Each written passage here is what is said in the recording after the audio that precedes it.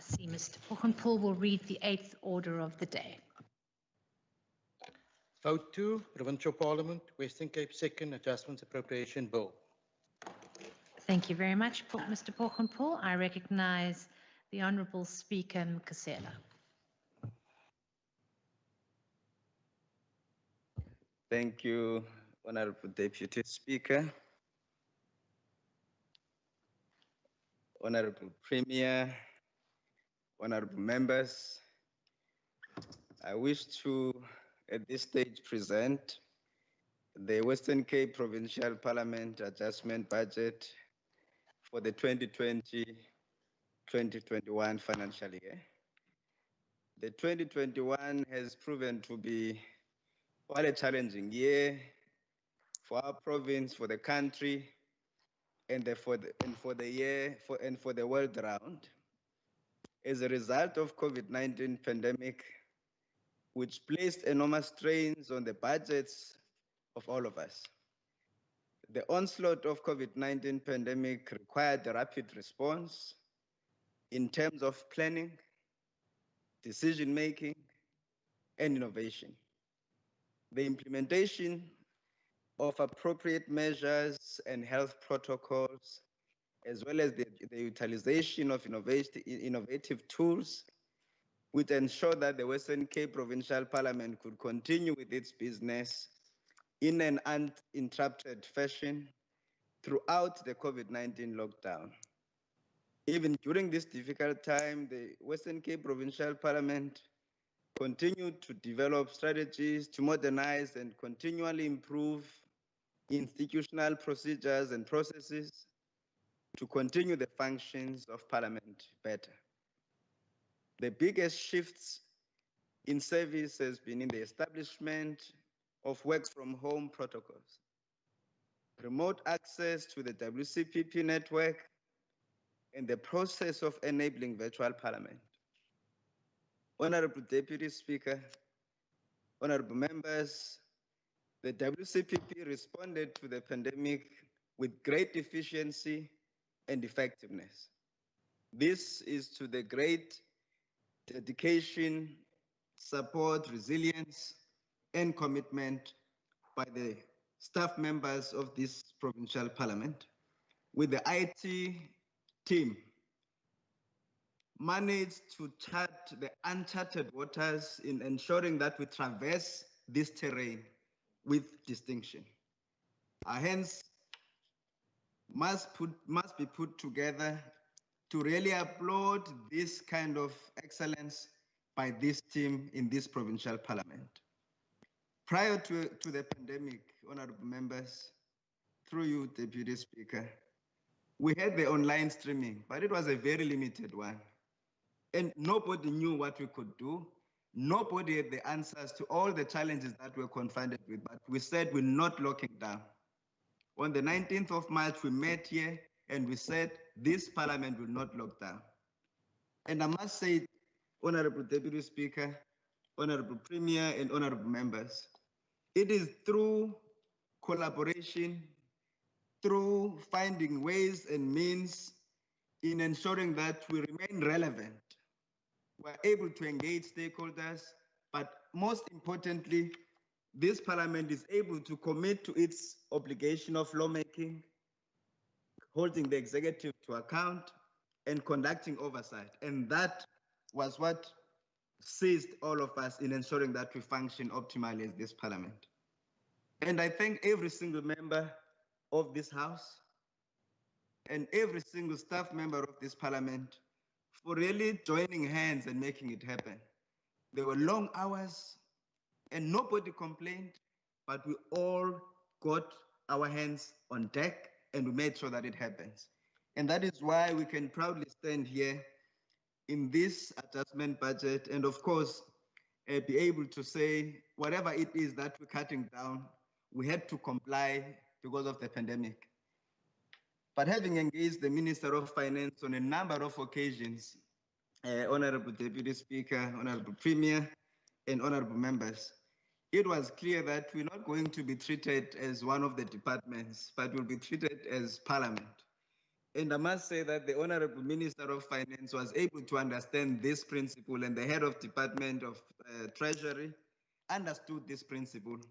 And hence we could still come back and say we will abide and will collaborate and will cooperate with them. The WCPP has proven that it is more than capable to show innovation and display our capabilities as being among the best in the world, and we led in this area. We led in this area because we are one parliament that was able to go completely virtual, and we did it within a short space of time, providing effective procedural and related support to members, committees, and the House in order to make laws and, of course, continue with our responsibilities of oversight and accountability. But there were challenges which I think it's important to just flag one or two. The zero-rated platforms is one of those, and we want to assure the honorable members and the stakeholders out there in the province that we want to ensure that each and every responsibility that this parliament has been entrusted with in terms of the constitution, we do not leave people out of parliament. We are a parliament because of the stakeholders, because of the people, and we said when we elected myself and the deputy speaker that we will put people at the center of this parliament. And that is why it is important to continue to investigate measures that will bring people indeed at the center when we talk about public engagement, taking our bills to the communities for public engagement, more than just engaging, but to inform, educate, and take their views as we make the new laws in the new era of the world. So that is very important, and I think the Secretary to Parliament, Honorable Deputy Speaker, and honorable members has taken this task to ensure that we are indeed able to achieve just that because of the expensive nature of data in South Africa. So we have to implement this very important aspect of our engagement. Although not everything that we've said here has been easy to achieve, but what has been easier, it is because we have been able to work together with the support of not only the members of parliament, but staff members did not complain. There was not a single protest in this parliament. People worked, and there were times where we were being tough to them. When we said, let's start coming back to work, let's start coming back to the building, it was not easy. And we implemented those protocols in ensuring that staff members are safe and that they return to work safely, and that we show that we are a caring parliament. And that is something that I think we can all be proud of as this parliament. Honorable Deputy Speaker, the WCPP responded to the request on one of the things that we said we'll do. We'll look at savings on key areas, and that savings will not necessarily affect our functioning as parliament. And of course, that whatever that we do, it should not negatively affect the ability on key mandates. And that's what we said we'll do. And those cuts include 11.53%, which is 9.5 million, which is a compensation of employees. 37.5%, which is 11.5 million rands to goods and services. 3.12%, which is 72,000 rands to machinery and equipment. This amounts to a total budget cuts of 21.0086 million rands. Now, this is not a small amount for Parliament because this is a 12.78% of budget cuts. 21 million rands, it's not a small thing for us because we actually don't have much budget, Deputy Speaker. And with everything that we want to do, the apps and other things that to drive through your office, really we had to cut the meat and be very, very, very lean in our approach. And I think this can be something that can be attributed to great budgeting by the CFO of this parliament. The compensation of employees could be cut due to finding some of our vacancies, filling some of our vacancies later in the financial year. So we said we are going to hang in a bit and fill in some of the vacancies later. But also we said we're not going to pay performance bonuses here. And also we said we'll reduce overtime and only approve overtime when it is necessary. Not just overtime, but when it is really necessary.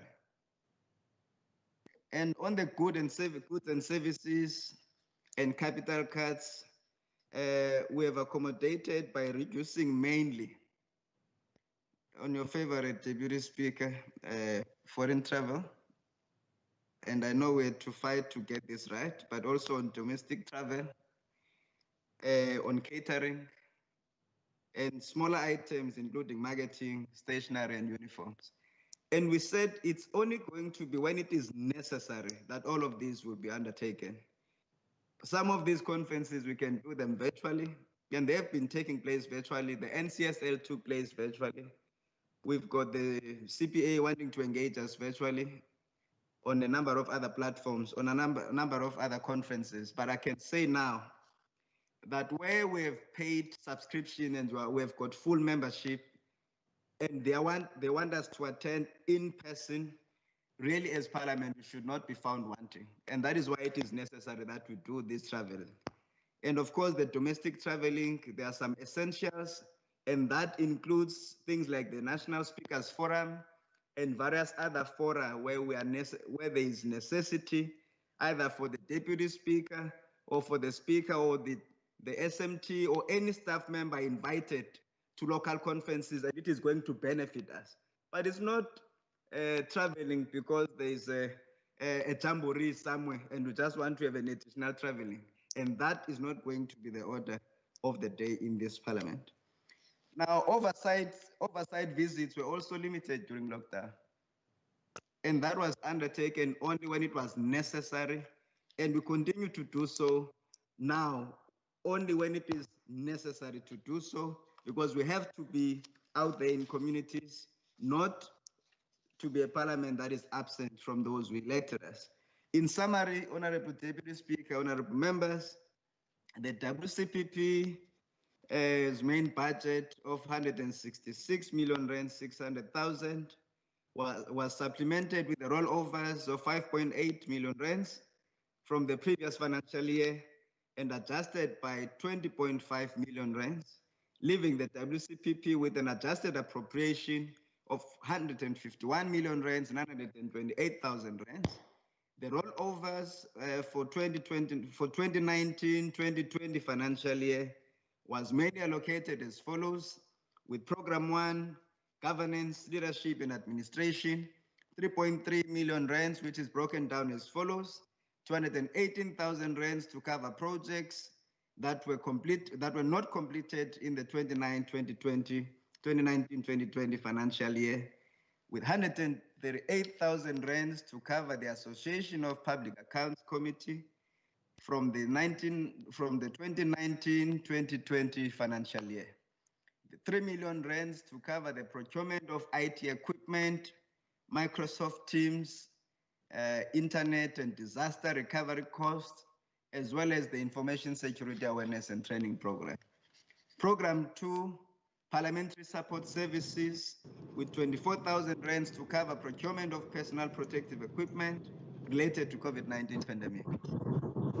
Honorable Deputy Speaker, for Program 3, supplementary engagement, what's that now? 1 minute, Speaker. Can I just ensure that all our members online are muted, please? Thank you very much. Sorry, Speaker, you may proceed. Thank you, Honorable Deputy Speaker. I thought that was a point of order. Honorable Deputy Speaker, for Program 3 on public engagement, 1.6 million rands to cover legislative sector support projects which were not completed in 2019-2020 was appropriated. And lastly, Program 4, which is member support services, 890,000 rands, of which 490,000 rands were allocated to cover the once-off special programs allowance for 2019 for COVID-19. So that, let me just clarify this point. This is the budget that was approved by this House through the intervention by the Speaker to ensure that members get the money and go out to communities and buy protective equipment for members, for communities, or provide food relief, because this is a disaster. And it's something that is also the first in this country. It's not been done before, but this parliament did it. So it's important that members understand that whatever that we spent, we had to account for. And this is one of the allocations. And also the 400,000 rands, Honorable Deputy Speaker, to cover the shortcuts, the shortfall on the constituency allowances due to the fact that we anticipated that there would be more money coming in from national, but there was less because of the budget cuts that existed at the beginning of the year. So we had to make provision for that so that members and the constituency offices are not worse off, but that we're able to capacitate the honorable members of this parliament. And other than that, I think some of the provision, Honorable Deputy Speaker, it's small items where we have 232,000 rands to accommodate the higher than anticipated cost relating to the regrading of posts. And the other one is 522,000 rands, which were also issues of audit fees, because we understated, but it was important that we cover those. And also 568,000 rands to accommodate the headhunting in the recruitment process. And also the 54,000 rands for CCTV cameras, and to deal with the card readers in front there, in all other entrances, because we stopped now using the finger to deal with the cards everywhere because of COVID-19. Honorable Deputy Speaker, at this point, I'm going to take a pause. I'll cover the rest at the end, but thank you very much, and thanks to the honorable members. Thank you, Honourable Speaker. I now recognise Honourable Lecker.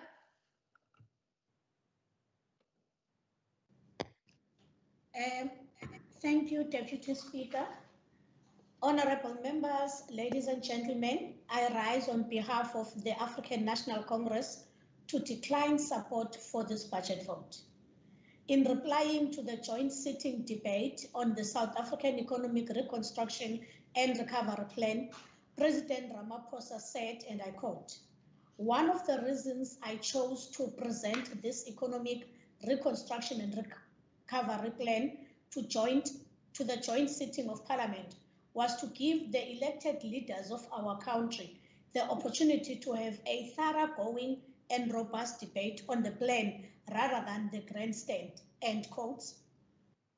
Deputy Speaker, there should be little doubt that this provincial parliament lies at the very heart of our province's own construction and recovery plan, even though we have to wait another 3 months before it is implemented. Sadly, what we saw from the medium-term budget policy statement presented to this House last week was not a thoroughgoing and robust debate on economic outlook and recovery of our province, but grandstanding. It is a pity that even in this province where they govern, the DA does nothing else but to grandstand.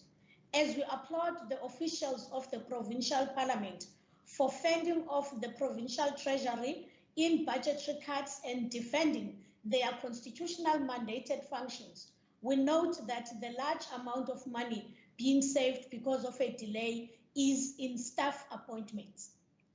We must be able to ask how it is possible that a senior manager had to be sought, then headhunted, accept the offer in the region of 1.2 to 1.4 million rands, only then to rescind his acceptance.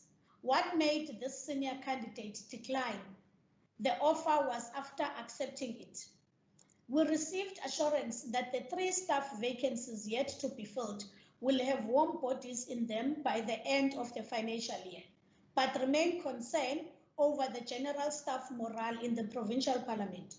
We commend the provincial parliament in continuing their quest to recruit more staff despite envisaged compensation of employees, cut demands by the provincial treasury, and for not looking into restructuring posts. Sadly, while the issue of regrading or error in grading of certain posts was explained and how this happened, we received no explanation as to why the error was made in the first place and who was held responsible if the errors were deliberate. Indeed, while it may impress some members that we are beating the international benchmark in protection against phishing, we must note the lack of innovation of ensuring larger public participation in the proceedings of this provincial parliament. Yes, there is a lockdown. Yes, we are limited in space and have to observe social distancing, but we hear of little efforts being made to close the already existent gap that separates this parliament from the people.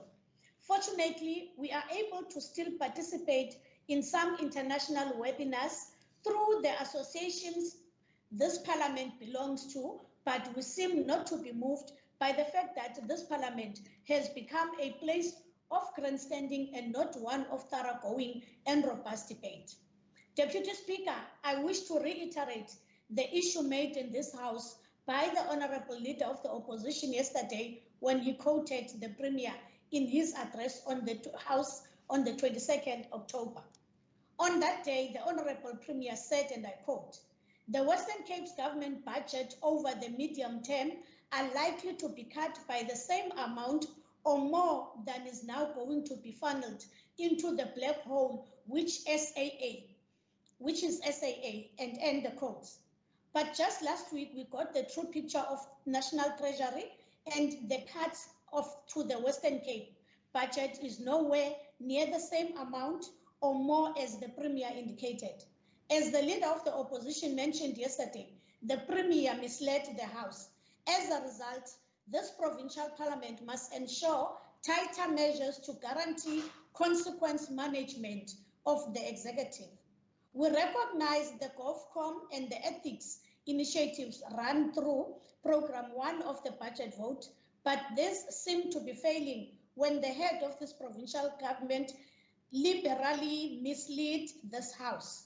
In the wake of this House being completely undermined by the reappointment of the head of Department of Education, we must ensure that the office pertaining especially to members' interests is well equipped and strengthened. We must ensure that the head of this House or the head of this office, like any other senior official, does not succumb to the pressure of political office bearer.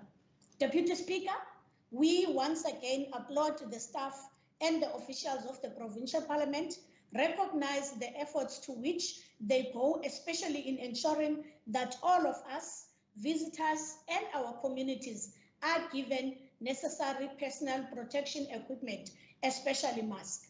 And therefore, the ANC declines to support this vote. I thank you, Deputy Speaker. Thank you very much, Honourable Lecker. And now I recognise Honourable Clerco.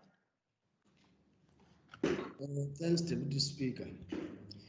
The only concern of the EFF is the understanding by the provincial parliament related to vacant positions which were not filled and remain vacant. The positions relate to the following sub-programs: institutional enablement, financial campaign compliance, internal control, member support, to mention a few. The filling of these posts will assist this institution greatly so that it can run more efficiently. Another purpose that will be served is that of reducing unemployment, which is a problem of this country, especially now during the COVID-19, where serious rate of unemployment has increased. But moreover, Deputy Speaker, we are happy with some of the safety mechanisms that have been applied by this parliament in ensuring, especially around staff, to make sure that the staff is working under safe and healthy environment. But we are worried about the safety of the speaker himself, that the allegations that have surfaced in the mainstream media about his own safety. But we are happy that we have seen that recently there is some kind of mechanisms that were put in bringing sniffer dogs and everything else, because if the speaker would die, we would be in a very critical situation, especially being under threat from his own comrades. But other than that, we do not support the vote because of that, of the underspending on employment. Thank you very much, Deputy Speaker. Thank you very much, Honourable Clergeau. I recognise Honourable Heron. Deputy Speaker, we support this vote. Thank you. Thank you. Noted, Honourable Heron. Honourable Member Wenger.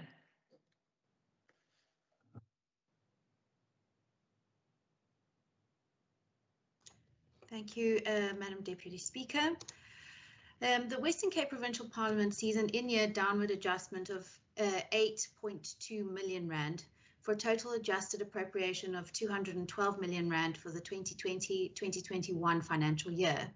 This equates to a 12.8% budget decrease. Cuts have been made to all 4 programs, totaling 14.7 million rand. However, members' salaries increased by 6.4 million as a direct charge on the Provincial Revenue Fund in the period. The decreased budget comes in the main from Programme 1, Governance and Administration, in the amount of 7 million rand, making up approximately 50% of the overall budget decrease. The compensation of employees' budget has been cut by 11.5% or 9.5 million rand. And of this, 8.3 million rand comes from the late filling of posts as a result of the COVID-19 pandemic. A further 809,000 rand comes from not awarding bonuses this year and slashing 380,000 rand from the overtime budget. Goods and services are reduced by 38% or 11.5 million rand. The foreign travel budget has been reduced in its entirety and local travel reduced by 2/3. Catering and advertising are also cut by 60%. The Western Cape Provincial Parliament's COVID-19 expenditure on PPE, while significant, is not major. Political parties were allocated a once-off 540,000 rand to provide disaster declaration pandemic relief in their constituencies. Deputy Speaker, the Western Cape Provincial Parliament was the first, and to my knowledge, the only legislature in the country that has published its COVID-19 PPE expenditure for public scrutiny, a first for legislative transparency during the pandemic. Deputy Speaker, this institution has received another clean audit opinion, and the Parliamentary Oversight Committee will continue to do its work in terms of the Financial Management of Parliament and Provincial Legislatures Act to monitor the financial performance of this institution. This Parliament has a small budget of 152 million rand, yet it is one of the most efficient and well-run legislatures in the country, with the least number of staff per member. That being so, we will have to be creative to do more with less. This is because of the dire economic situation in our country exacerbated by the COVID-19 pandemic, and because of political decisions to again fund state-owned entities, resulting in provincial budget cuts. Deputy Speaker, the innovation of this institution, even with its small budget, was none the more evident than during the hard lockdown. The WCPP was the very first provincial legislature to carry out its business in a virtual environment in South Africa. Our standing committees, sittings, and all other parliamentary work moved online within days, even though this was an entirely new way of doing business. Speaker, it's our democratic obligation to find ways to conduct proper oversight so that we can be sure every possible step is taken to ensure the safety and well-being of residents in our province during this pandemic. Creative solutions through technology have allowed us to continue to serve the people of this province. As Honourable Lacker mentioned, public participation has always been a concern. We recall going to meetings in communities across the province only to have a handful of participants. By moving public participation to WhatsApp, which is readily available to most, we saw, for example, in the ad hoc committee, which had over 17,000 responses to the public participation process. So we are proud to have set the standard of provincial legislatures in South Africa by conducting our work in a virtual environment. The WCPP is certainly doing its best to realize its vision of being a dynamic, effective, and efficient parliament supporting constitutional democracy. The Democratic Alliance therefore supports this budget adjustment so that much needed funds can go to other service delivery needs. Okay, thank you, ma'am. Honorable Lecker, can you please put yourself on mute? Thank you. You may proceed, Honorable Wenger. Thank you, Deputy Speaker. The Democratic Alliance therefore supports this budget adjustment so that much needed funds can go to other service delivery needs in the face of overall budget cuts. I take the opportunity to thank members of the POC for their contributions over this year. Integral to this committee is the presiding officer, Mr. Dustin Davids, and senior Ms. Lizette Kluter, under the management of Mr. Mario Sassman. I would also like to thank the Speaker and you, Madam Deputy Speaker, as well as the Secretary, Mr. Romeo Adams, and his management team for being available to the committee, for tabling financial and quarterly reports on time, and for being available to answer all our questions. In conclusion, Deputy Speaker, the DA supports vote 2. Thank you. Thank you very much, Honorable Wenger. I now recognize the Honorable Speaker Nkisela.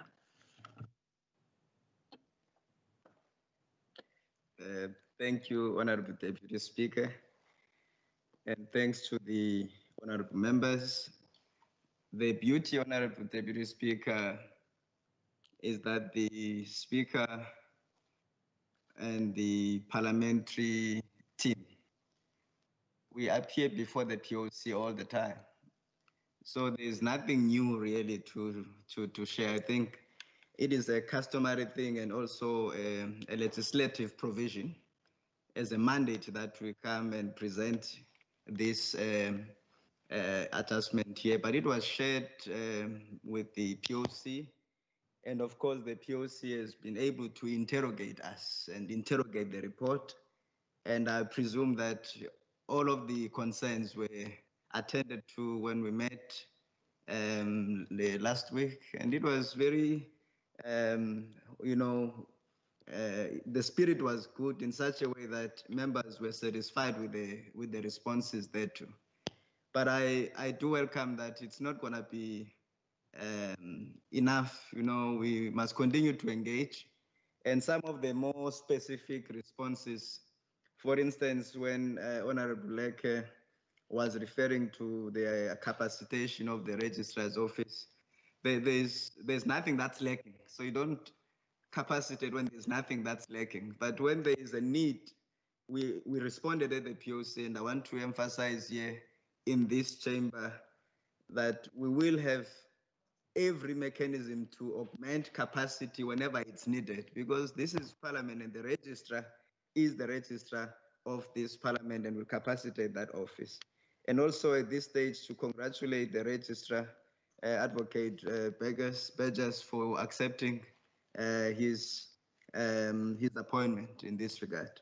But what is important here to the Honorable Leke, the Honorable Deputy Speaker, through you, is that the issue about staff morale is the first time I'm hearing it here now, that there's a low staff morale. We have a very great team here.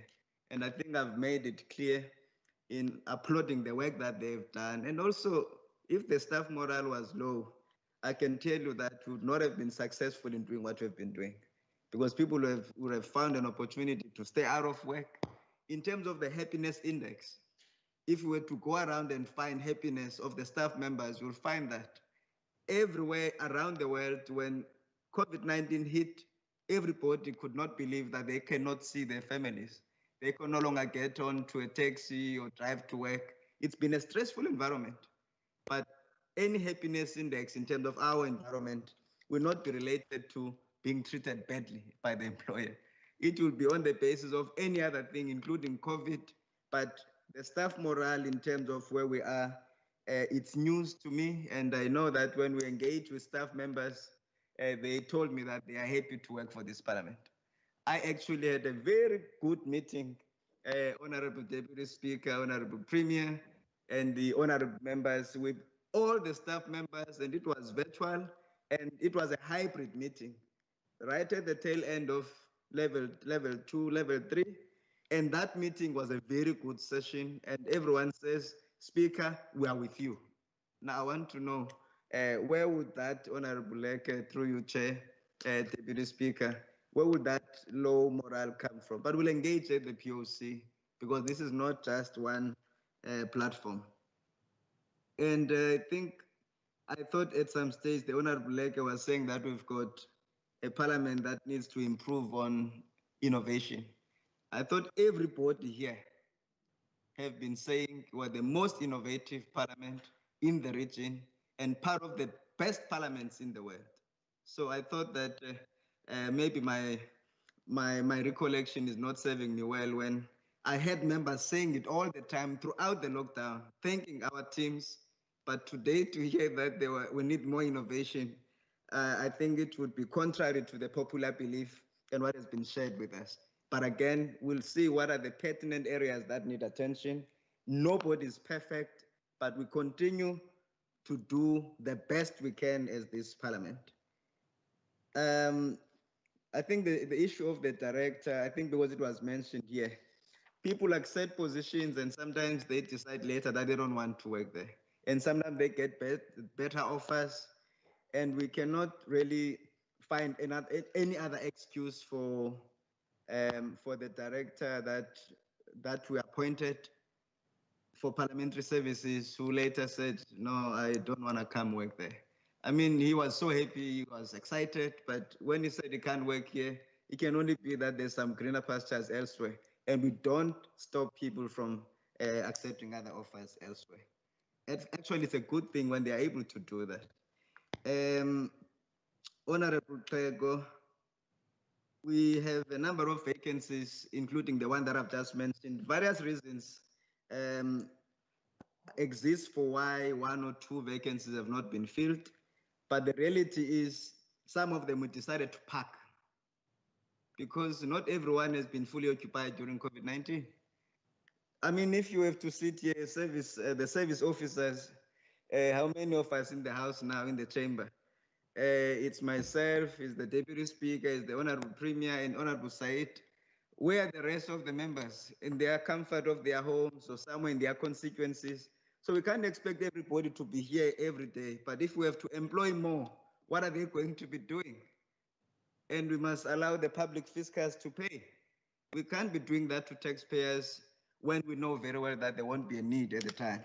But we are going to fill some of these vacancies in the new year, and we're ensuring that we're doing this following the proper processes. On the issue that was raised by about the Premier by Honorable Leke, there is a standing committee for the Premier and constitutional matters, and that standing committee must do its work and its job to ensure that it holds the Premier to account there. If there's something that was raised by the Premier and it's found to be raising questions, it must be raised there. And also there's other mechanisms to deal with those, because I don't want this particular budget vote to be about anything else other than what we have to deal with here.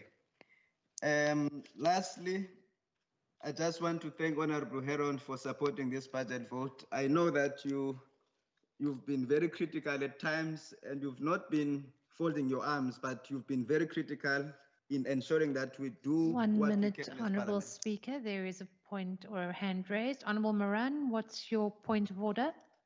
Speaker, just a point of correction.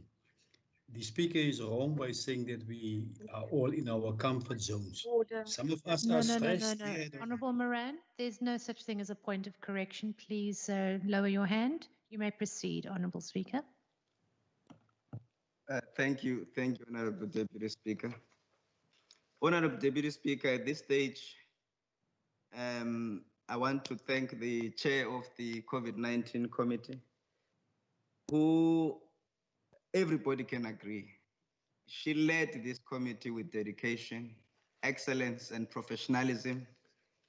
And of course, with the committee, all the political parties that participated to help us remain relevant and engaging and informing the public during COVID-19 and holding the executive to account. Honorable Wenger led this dedicated team, of members in this period. And for that, thank you very much, Honorable Wenger, through you, Chairperson. And of course, at the very outset, I said this parliament could not fold its arms when it came to COVID-19. And this committee made sure that we don't close business, but we remained relevant in engaging with the stakeholders and of course with all government departments and the executive members. Honorable Deputy Speaker, as I conclude, I wish to thank the Honorable Deputy Speaker yourself, for the work that you've done in the office and for this parliament, and the honorable members of parliament on everything that we've achieved. It's not without you. And of course, all the members of this team in this very beautiful parliament, led by the Secretary of Parliament, Mr. Romeo Adams, for having worked tirelessly to realize all the objectives set by the law, to remain a parliament that can effectively deal with our lawmaking processes, holding the executive to account, but also ensuring that there's quality oversight. And thank the Office of the Speaker in the work that it has done over this period to support the Speaker and the Deputy Speaker in this period. Honorable members, as you know that whenever we end the year, we end with a lunch, with our customary lunch, which is hosted by the Speaker. But there won't be a lunch on now because we are in this period where we find ourselves not only in the COVID-19, but it has now been exacerbated by the recent resurgence in the infections, which has resulted in the event not appearing on the calendar. I think you will agree with me, honorable members, that it will be suitable to find an opportunity to have a welcome lunch when we come back, and doing so in the new year. And all of us by then will be looking forward to the beautiful year, and we pray that it will be less than hectic as it is now in terms of the COVID-19. And also we can do it in style as we welcome the new year. Thank you very much, Honorable Deputy Speaker, and thanks to the people of the Western Cape for supporting this parliament.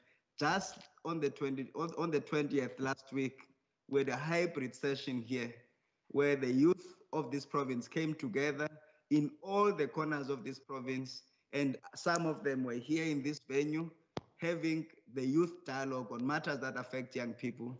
Thank you very much to all the young people and all the stakeholders for supporting this parliament. I thank you. Thank you very much, Honourable Speaker. That concludes the debate on this vote.